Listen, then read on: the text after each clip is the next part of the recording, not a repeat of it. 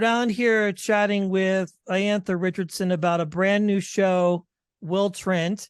Thank you for your time. It's a pleasure to meet you and chat with you about this fantastic show today. Of course. Thank you for having me. Well, congratulations. It's fun to chat with you on a different project, a different character, a different genre, from This Is Us to this project here, which airs every Tuesday on ABC. And you have a brand new episode dropping tonight. So how do you feel? How exciting is this to have the project out and available for people to see? Really, really exciting. I mean, it's exciting for me because up until most recently, I haven't been able to actually see the project. And so I've consistently been on set asking people what is this? What are we, is this is it comedy now? Are we in drama land? What are we doing? So it's really cool to be able to actually watch it and say oh, okay, I get it now. I get what I'm doing. I get what's happening and how this all plays together. Because I think when you're developing a pilot, something new from scratch, and I'm not hopping onto a TV show that's been established, which is what I've been doing for so long. It's cool to be in the developmental stages. So I'm super excited for everyone to watch. Yeah, because I imagine when you're coming onto a show like that, which was a huge opportunity and a very important character, but the show had been on for several seasons and we knew as an audience the direction that it was going, so to speak. But this is fresh out of the gate. We get to see your character from the very beginning, and it's not just a one-dimensional character per se, but really we get to see all parts of that. As an actor and as a storyteller, is that important to you to be able to have those non-negotiable, so to speak, and be able to create something from scratch? Yes, it's endlessly impossible. I don't always get the opportunity because I'm not necessarily at the place where I can just pick and choose things for myself yet. Soon. You're very close. I mean, if not already in my eyes, I think so. Thank you. But my goal, my mission in acting in any art form, in anything that I do, is to create nuanced humanity and complex characters within whatever I get to play, just because I think to humanize people in the space of beyond the layer that what people typically see is so important, because oftentimes we walk out into the world and we see one thing with humans and then they have a whole other set of circumstances going on. And television is one of the ways, TV, movies are one of the platforms that we actually get to show people hey, what you see is not what you get. People have lives going on. They have stories. Please take that into consideration. Yeah, 100%. Well, again, lots of big projects in your filmography, but you have a huge background in dance and all of that. Where did the transition come for you to go, okay, I mean, obviously, I'm assuming you're probably still involved in that world to a degree, but also you're on television now. So maybe the time is a bit hard to find to do both. But where did the transition happen and the interest come in for you as an actor and storytelling? Yeah, so I think I've always been interested in acting, not to the point of wanting to pursue it as a career, Okay. but as a dancer, you're always, encouraged to put on acting skills within your dancing. And so even in college, when I was a dance major, we had to take acting class. I took a lot of acting classes, not when it came to the technique, but to the history of acting in film and television, specifically related to my African American studies major. And then when I got to LA specifically is when I got into the actual technique and the performance aspect of acting on my own, from my own will. I had a roommate who I moved in with, who I didn't know at the time at all. She was a friend of a friend's. And all three of us moved in together. And she was moving to LA to pursue acting. We all moved on the same day. And she was looking for acting classes to go to. And I was like, well, I guess I might as well. I'm here pursuing dancing. I know what I want, but I'm open. And so we started going to a class together. And then I just kind of snowballed into a bunch of different classes. I fell in love with the work specifically, and that's how I knew I wanted to do this. And I was like, well, maybe I should try to get an agent or a manager. And then from there came other opportunities. My first short film that I did, This Is Us, et cetera, et cetera. That's very cool. I always find these stories extremely fascinating because the world is just so different than what most people are familiar with. Even just the arts in general, but coming from dance and ballet and going to a very prestigious school, by the way. I mean, that's huge.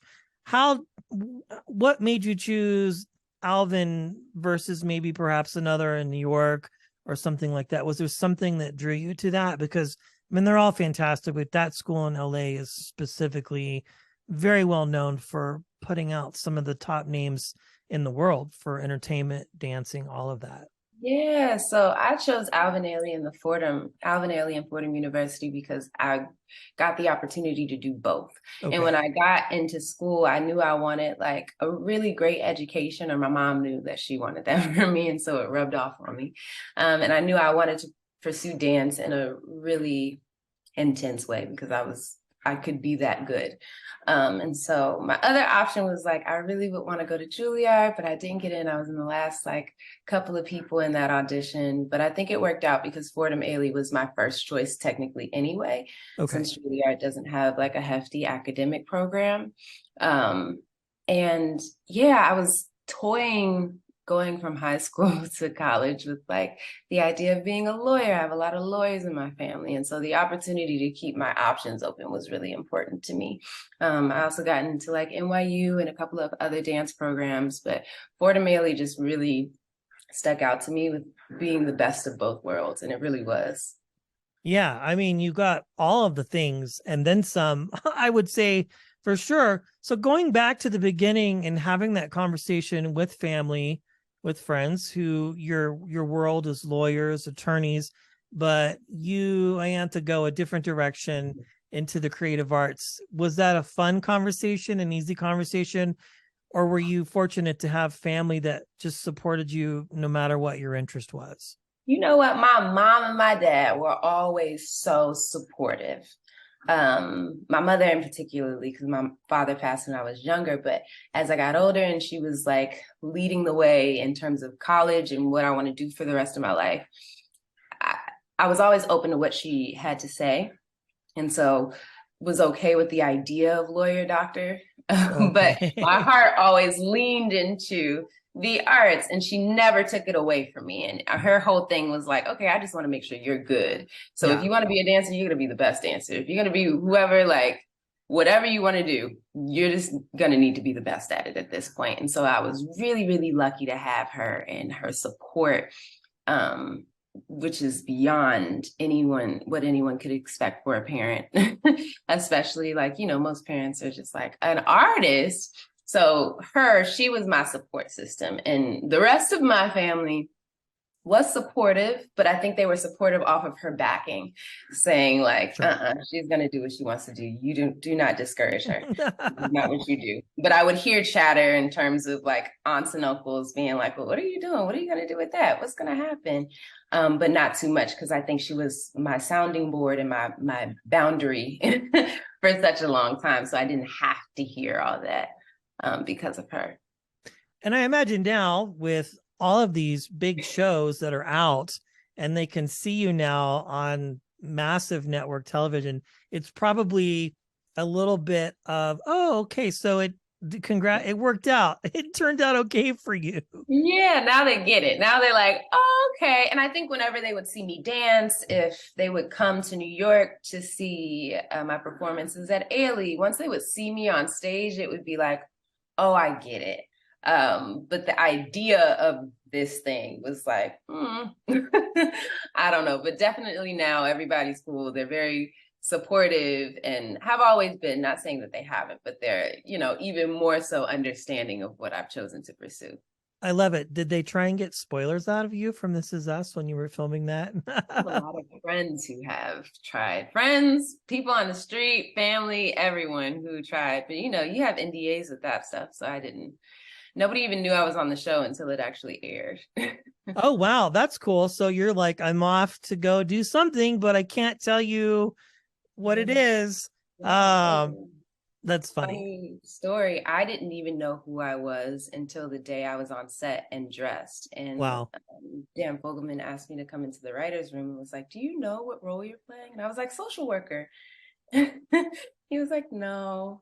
And I was like, "Oh my God," with tears once I heard it was Tess and the future storyline. So, so Yeah, many and from my characters. understanding, they filmed a lot of that out of order, and they filmed future seasons with the kids before they aged out.